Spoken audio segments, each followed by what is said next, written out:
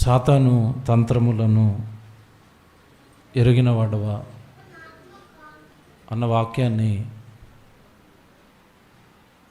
చివరి వారం కొన్ని సంగతులు నేర్చుకున్నాం.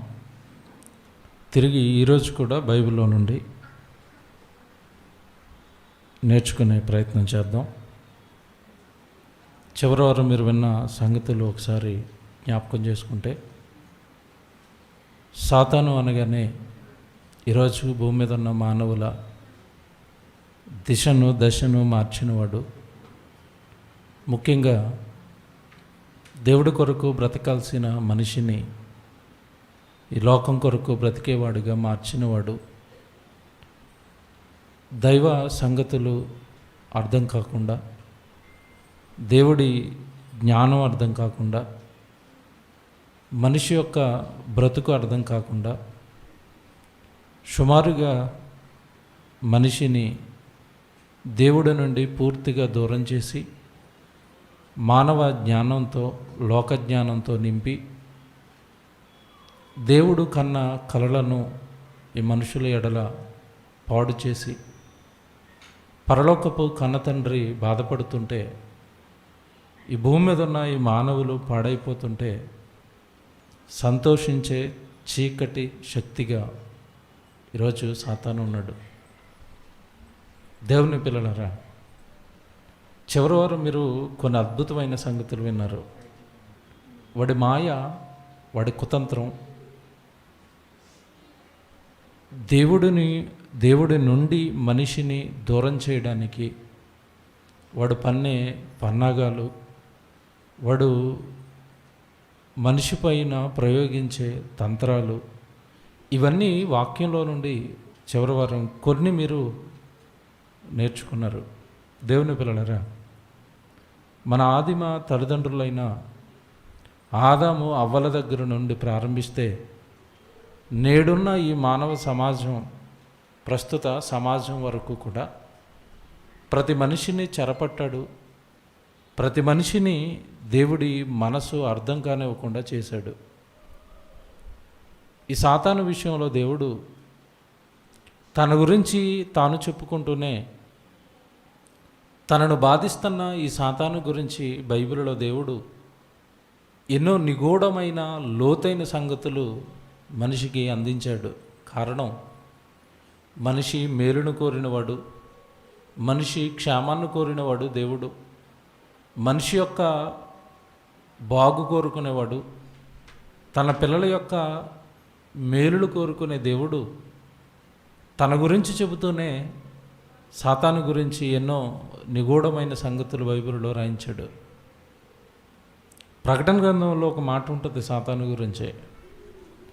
వాడి యొక్క నిగూఢమైన సంగతులు, లోతైన సంగతులు మీరు ఖచ్చితంగా గ్రహించగలిగే ఆత్మీయ స్థితికి, వాక్య పరిజ్ఞానానికి మీరు వచ్చేయాలి అని దేవుడు కోరుకున్న ఒక మాట మీ అందరికీ తెలుసు. 2వ అధ్యాయము ప్రకటన గ్రంథంలో ఒక మాట ఉంటుంది చూడండి. 2వ అధ్యాయము 14 వచ్చును అనుకుంటాను.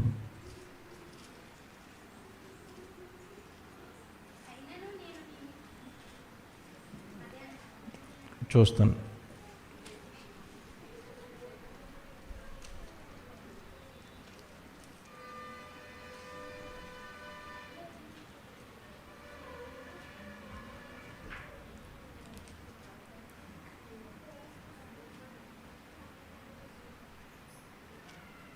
చివరిలో మీకు ఈ వాక్యాన్ని ఖచ్చితంగా ఇస్తాను. ఈలోపు ఆ రెఫరెన్స్ తెలిసిన వారు దాన్ని తీయండి.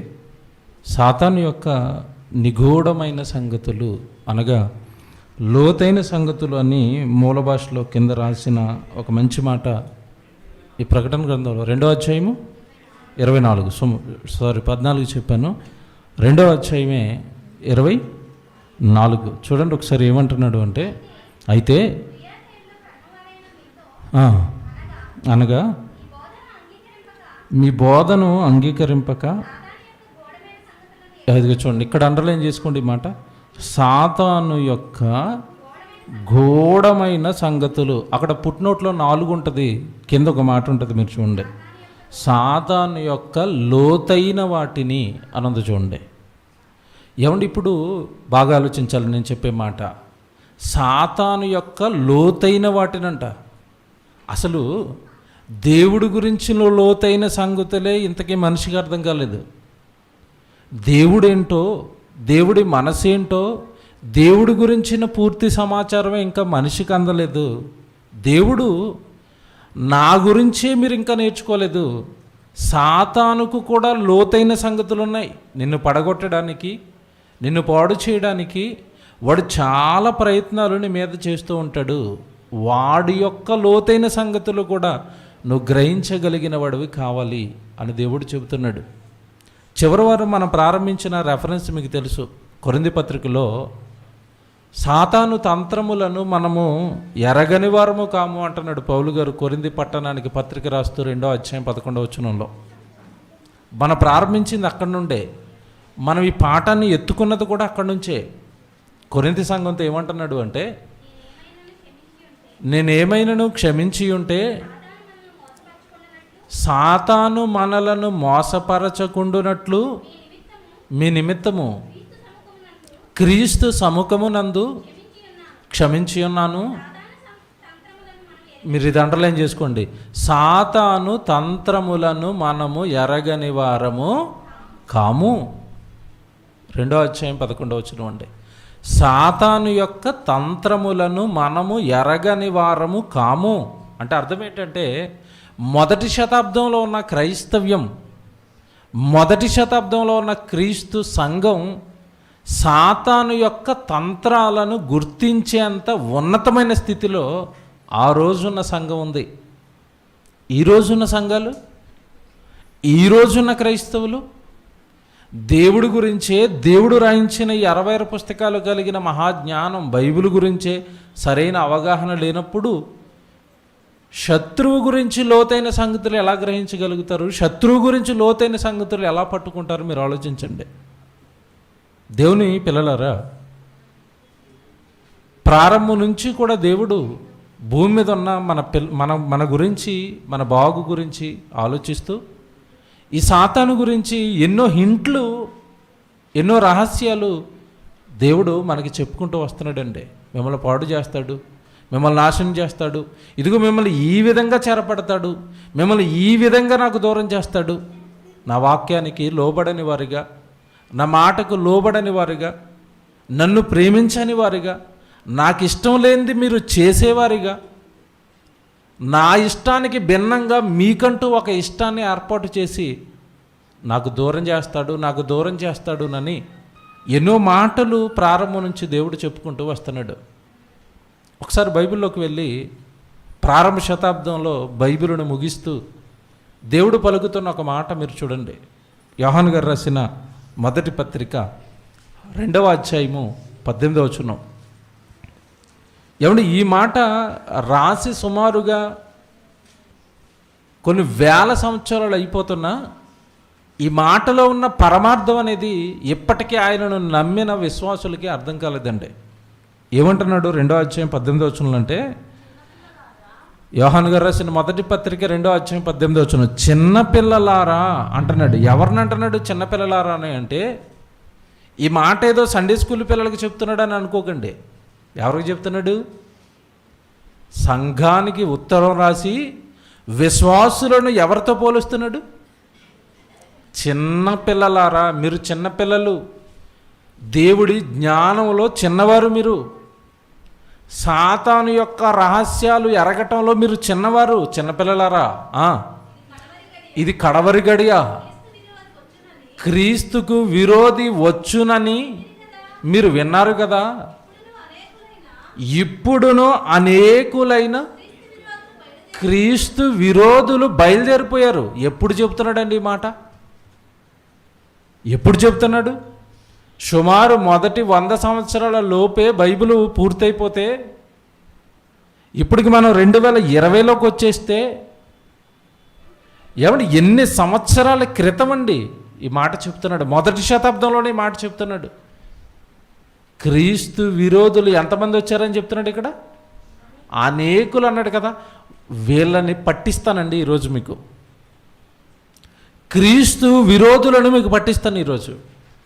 అంటే సాతాను తంత్రం ఎలా ప్రయోగించింది అంటే దైవ వ్యతిరేకులను సమాజంలోనికి విడిచిపెట్టింది.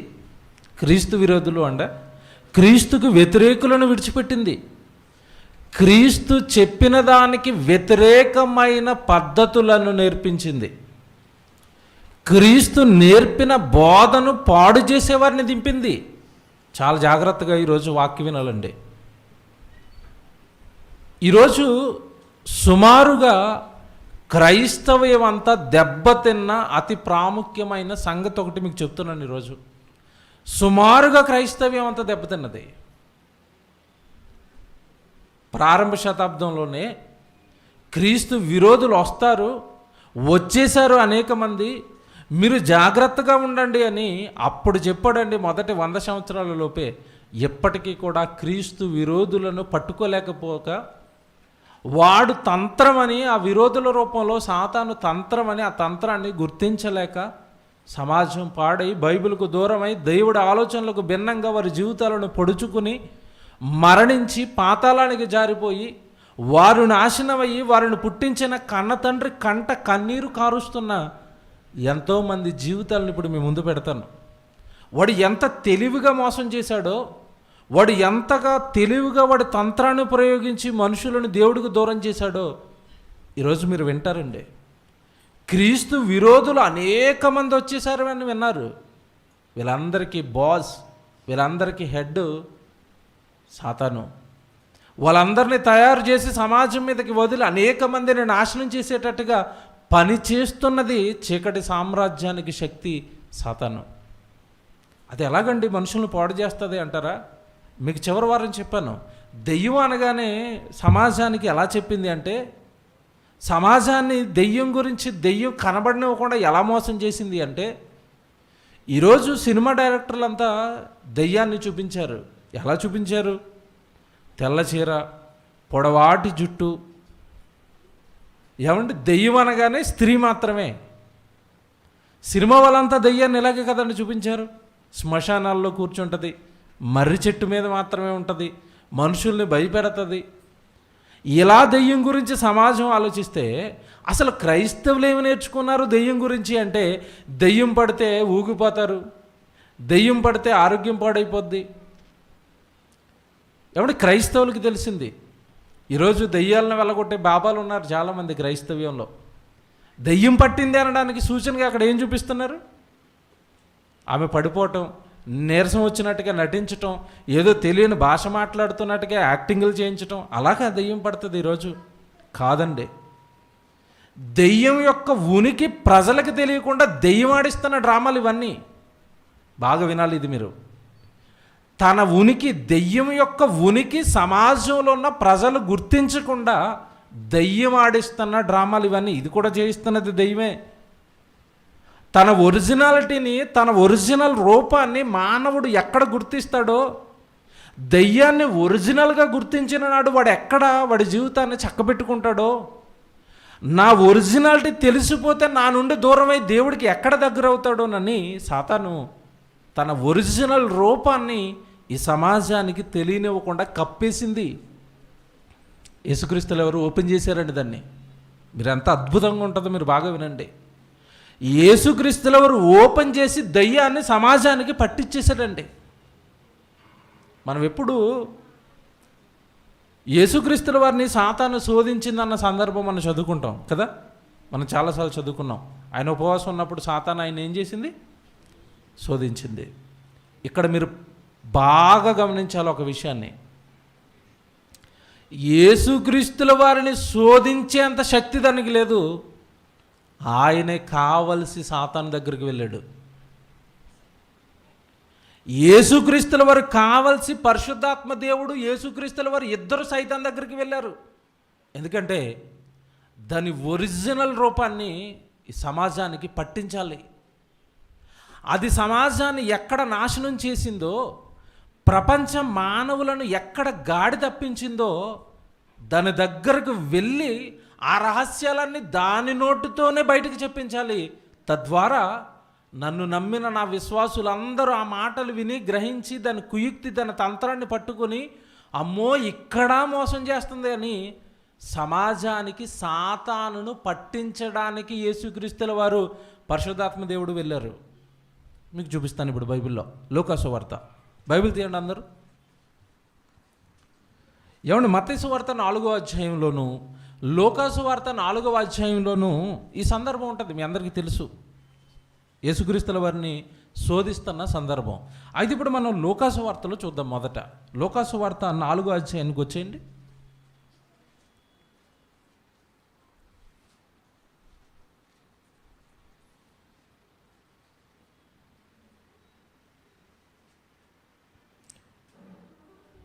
లూకా సువార్త 4వ అధ్యాయము మొదటి నుంచి చదువుదామండి. యేసు పరిశుద్ధాత్మ పూర్ణుడై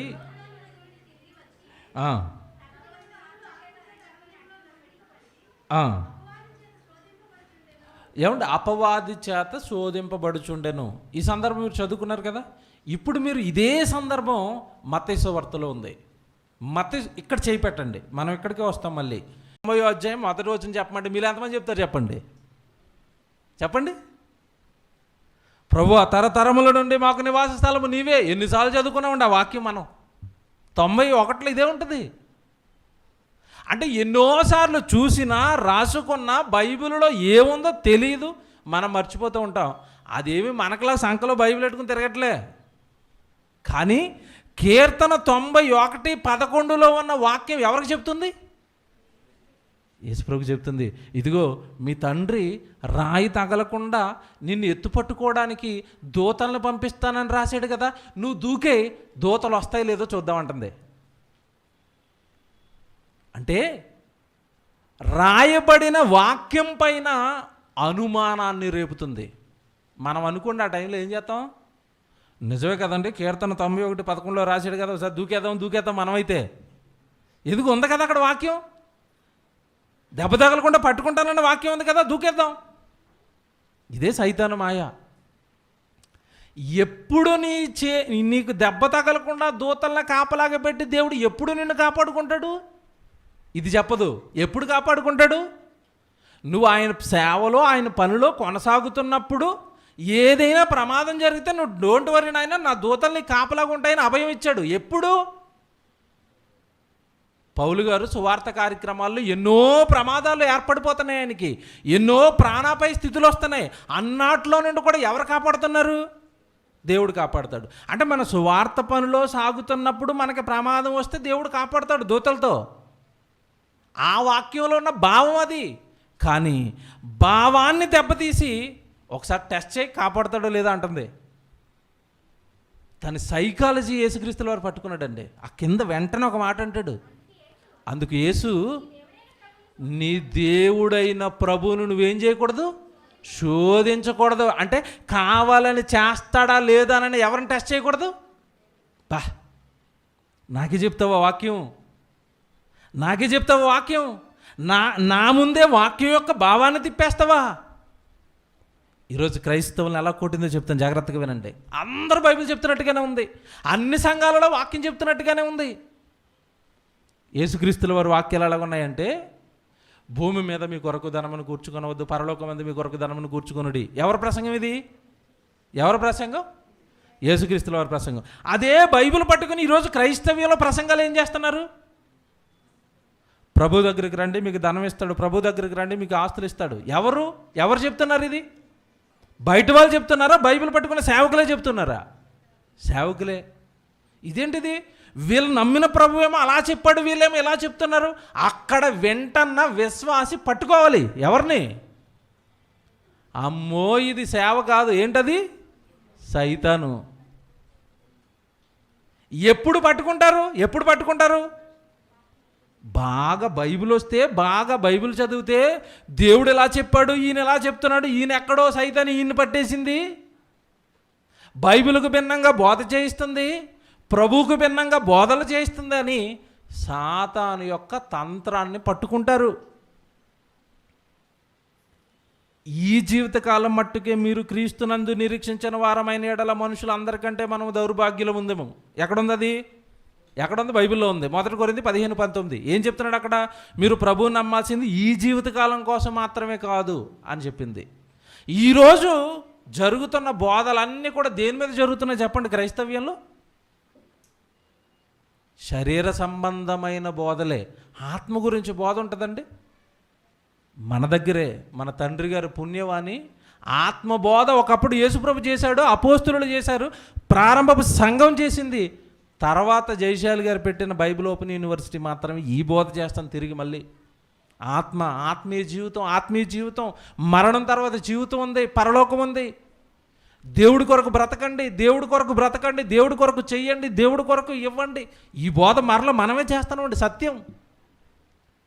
సైతాను తంత్రాలను పట్టించాడండి. ఒకప్పుడు యేసుప్రభు పట్టించాడు, ఆ తర్వాత ఈ తంత్రాలను అన్నీ మనకు పట్టించింది జయశాలి గారే. ఇదిగో ఇక్కడే కొట్టింది మనల్ని, ఇక్కడే మోసం చేసింది, రండి బయటకండి అని మళ్ళా మేలుకొల్పింది ఆయనేనండి. ఆయన దగ్గర నేర్చుకున్నాం ఇవన్నీ మేము. దేవుని పిల్లల బాగా ఆలోచించండి. సాతాను ఎక్కడ మూలాలు నరికిందో ఎక్కడైనా ఆయన నరికేసింది మనల్ని, మళ్ళా పట్టించాడండి. దేవుని పిల్లలారా బాగా ఆలోచించండి మీరు. కేవలం సాతాను చేసేది ఒకటేనండి, హృదయాలను టార్గెట్ చేయటం.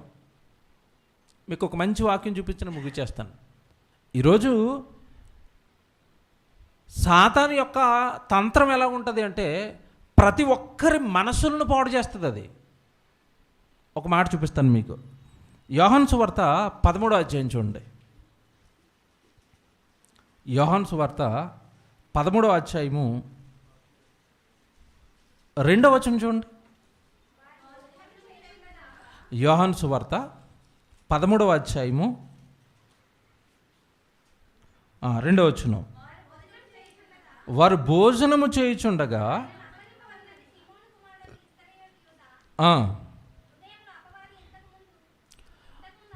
ఇస్కరియోతు యొక్క యోధ హృదయములో అపవాది ఇంతకు ముందే ఆలోచన పుట్టించిందంట. ఏమంటే సైతాన్ ఇప్పుడు ఎవడిని భయపెట్టదు, ఎవడి ముందు వికృత రూపం వేసుకుని దెయ్యాన్ని అని ఏం కనపడదు. అది ఏం చేస్తుంది చెప్పండి? సైతాన్ ఇప్పుడు హృదయాలలో ఆలోచనలు పుట్టిస్తుంది, దైవ వ్యతిరేకమైన ఆలోచనలు. దేవుడికి భిన్నంగా, దేవుడి వాక్యానికి భిన్నంగా. ఏమండి ఆయనతో పాటు ఇస్కరియోతు యోధాతో పాటు చాలామంది శిష్యులు ఉన్నారు. వాళ్ళు వాక్యం వింటున్నారు, వీడు వాక్యం విన్నాడు. అందరి మనసులోనేమో దేవుడు దేవుడు దేవుడు దేవుడు అని తప్పిస్తున్నాయి. పరలోకం నిత్యజీవం అని మిగతా శిష్యుల మనసులంతా కూడా వాక్యంతో నిండిపోయింది, యేసుక్రీస్తుల వారు చెప్పిన వాక్యంతో. వీడి హృదయాన్ని మాత్రం సైతాను పట్టుకుంది. వీడి హృదయంలోకి మాత్రం ఎక్కడ వాక్యం వెళ్ళట్లేదండి, ఎక్కడ దేవుడి సంగతులు వెళ్ళటం లేదండి. అసలు వాక్యం వీడి హృదయంలోనికి వెళ్ళకపోగా అదే హృదయంలో వీడి లోపల ఏమి నాటింది అంటే 30 వెండి నాణాలు ప్రభు నమ్మేసి ధనం కూర్చుకో. చూసారండి? ప్రారంభంలో పట్టించాడండి. ఇదిగో నాయన, సైతాన్ ఎక్కడ కొడుతుందంటే లోకాన్ని చూపిస్తుందిరా. సైతాన్ ఎక్కడ కొడుతుందంటే రొట్టె అంటది, తిండి అంటది, అధికారం అంటది, హోదాలు అంటది, పిచ్చి అంటది, పేరు అంటది, గొప్ప అంటది. లోకంలో నువ్వు ఏదో అవ్వాలని ఈ లోకం వైపు నేను మళ్ళిస్తుంది అని ఎక్కడ ఏమంటే లూకాసు వార్త 4వ అధ్యాయం, మత్తయి సువార్త 4వ అధ్యాయంలో పట్టించిన ఏమంటే ఆ తర్వాత వచ్చిన శిష్యులు అందరూ కూడా పరిపూర్ణంగా దేవుడి వాక్యానికి లోబడని హృదయంగా మార్చింది ఇస్కరియోతు యూదా హృదయాన్ని. అలాగే ఇది ఎప్పుడు కొట్టినా కూడా హృదయాలను కొడుతుందండి. దీని టార్గెట్ ఒకటే, మనిషి యొక్క శరీరాన్ని ఏమి గాయం చేయదండి సాతాను దెయ్యం పట్టుకున్న వాళ్ళు ఊగేయటం, తూలిపోవటం ఇలాంటివి ఏం చేయదండి ఈ కాలంలో. అపోస్తుల కార్యాలు 5వ అధ్యాయం అది ఏం చేస్తుందో చెప్తాను చూడండి. అపోస్తుల కార్యాలు 5వ అధ్యాయము 1వ వచనం చూడండి. అపోస్తుల కార్యాలు 5వ అధ్యాయము 1వ వచనం. అననీయ అని ఒక మనుషుడు తన భార్య అని సప్పీరాతో ఏకమై పొలమమ్మెను. భార్య ఎరుకనేవాడు దాని వెలలో కొంత దాచుకుని కొంత తెచ్చి అపోస్తుల పాదముల ఎదుట పెట్టెను. అప్పుడు పేతురు, అన్నయ్య, నీ భూమి వెలలో కొంత దాచుకొని పరిశుద్ధాత్మను మోసపుచ్చుటకు, ఇక్కడి నుంచి అండర్లైన్ చేసుకోండి, పరిశుద్ధాత్మ దేవుడిని మోసపుచ్చుటకు సాతాను ఎందుకు నీ హృదయమును ప్రేరేపించింది?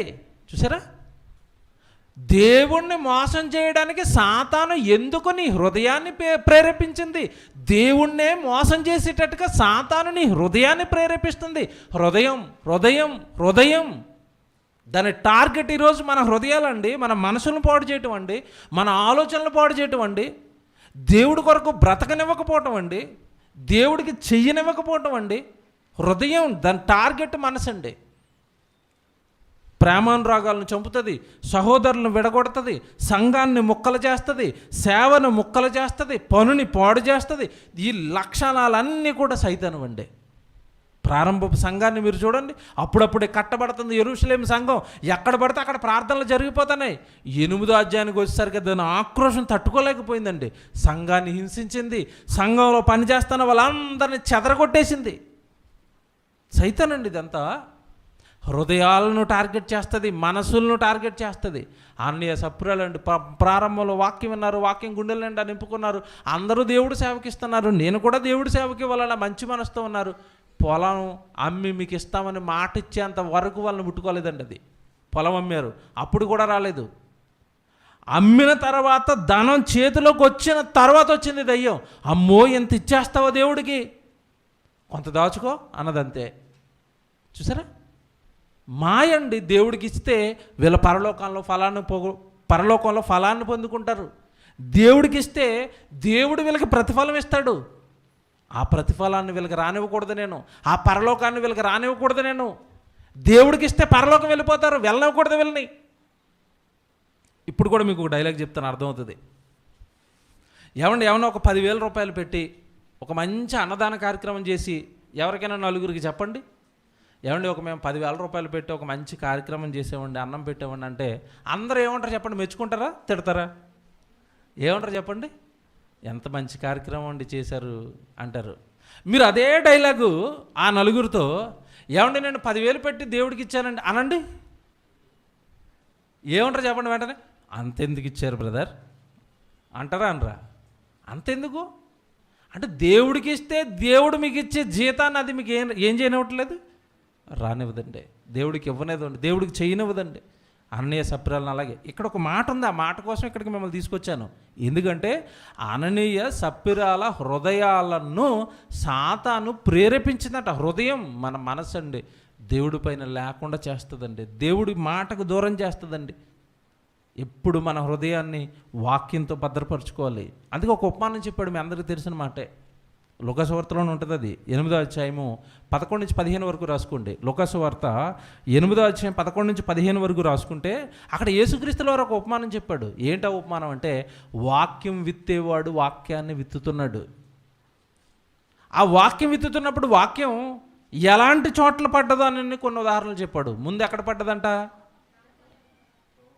త్రోవ పక్కన పడ్డది, ఆ తర్వాత రాళ్లలో పడ్డది, ఆ తర్వాత ముళ్ళ పొదల్లో పడ్డది, ఆ తర్వాత మంచి నేలలో పడ్డది. ఇలా చెప్పేశాడండి ప్రజలకి. అది వినేశారు, వెళ్ళిపోయారు. ఆ తర్వాత దాని భావం శిష్యులకు అర్థం కాలేదు. అప్పుడు అడుగుతారు శిష్యుల దగ్గరికి వచ్చి, ప్రభు ఏంటా ఉపమానం అలా చెప్పావు, ఏంటి దీన్ని సంగతి అంటే అప్పుడు విడగొట్టాడండి. విడగొట్టడానికి ముందు యేసుక్రీస్తుల వారు ఒక మాట చెప్తాడండి. ఆ వాక్యం యొక్క భావాన్ని విడగొట్టే ముందుగానే యేసుక్రీస్తుల వారు ఒక మాట చెప్తాడు. అక్కడ ఏమంటాడు తెలుసా? నాయనా, నేను ఎంత వాక్యం చెప్పినా హృదయాలలో విత్తబడిన వాక్యాన్ని ఎత్తుకుని పోయేవాడు ఒకడు ఉన్నాడు అని చెప్పాడండి. 12వ వచనం అండి. త్రోవ ప్రక్కన ఉండువారు వారు వినువారే కానీ నమ్మి రక్షణ పొందకుండానట్లు. అంటే వాక్యాన్ని నమ్మనివ్వదు, నమ్మకం లేకుండా చేస్తుంది వాక్యం పైన సాతాను తంత్రం ఇదే. నమ్మి రక్షణ పొందకుండానట్లు అపవాది వచ్చి వారి హృదయములో నుండి వాక్యం ఎత్తుకుపోద్ది. ఏమంటే ప్రతిసారి సైతాన్ గురించి చెప్పినప్పుడు దేవుడు ఒక పదం వేస్తున్నాడు. ఆ పదాన్ని మీరు పట్టుకుంటున్నారు లేదో? ఏ పదం? హృదయం. హృదయం హృదయం వాక్యం హృదయంలోకి పడాలి. ఇక్కడ పడాలండి, ఇక్కడ కాదు సొమ్మండి వాక్యం.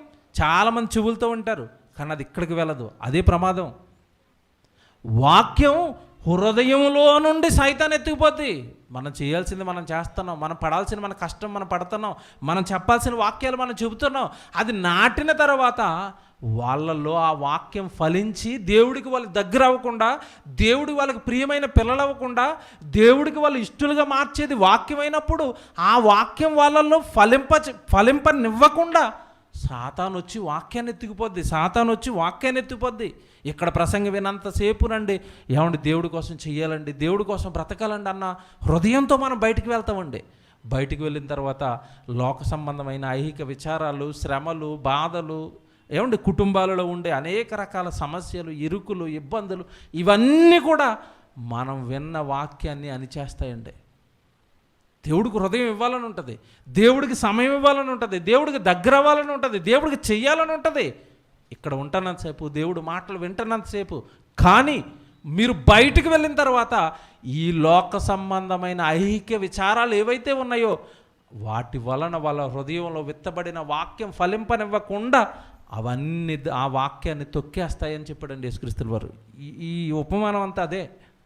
అంటే సైతాను యొక్క తంత్రాన్ని అణువణువున యేసుక్రీస్తుల వారు పట్టించుకుంటూ వెళ్ళిపోయాడండి. పట్టించేశాడు సమాజానికి. ఇదిగో ఇది సైతాను, ఇది నీకు ప్రయోగించే తంత్రం. మరి ఎలా ప్రభువా ఆ తంత్రాలను ఎలా ఎల్లగొట్టాలి అంటే చివరి మాట అండి, సాతాను తంత్రాలను మీరు ఎదిరించడానికి ఒకే ఒక సూత్రం రాసేశాడు. ఎఫెసీ పత్రిక 6వ అధ్యాయము 10వ వచనం అండి. ఎఫెసీయులకు రాసిన పత్రిక 6వ అధ్యాయము 10వ వచనం.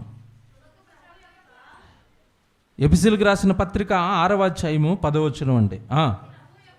తుదకు ప్రభు యొక్క మహాశక్తిని బట్టి ఆయన యందు బలవంతులయ్యుండుడి, మీరు అపవాది తంత్రములను ఎదురించుటకు అన్నాడు. చూడండి, మీరు అపవాది తంత్రములను ఎదురించుటకు శక్తిమంతులగునట్లు దేవుడిచ్చు సర్వాంగ కవచమును మీరేం చేయాలి? ధరించుకోండి. ఏంటా సర్వాంగ కవచం? వాక్యం.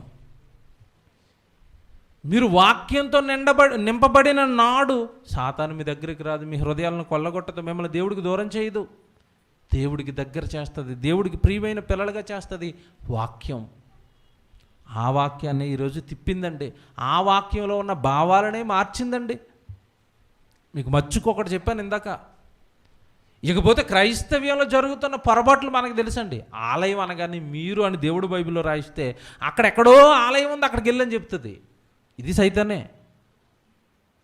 దేహమే దేవుడు ఆలయం అని దేవుడు రాయించాడు. ఆలయం అనగానే కట్టబడిన మందిరం అని అది చూపించింది. ఏమంటే హైందవ సోదరులు యాత్రలు చేస్తూ ఉంటారు. ఎక్కడికి? వాళ్ళకి పుణ్యక్షేత్రాలు కొన్ని ఉన్నాయి. ఏమున్నాయి? ఒక తిరుపతి ఉంది, ఆ విజయవాడ దగ్గర ఒక టెంపుల్ ఉంటుంది.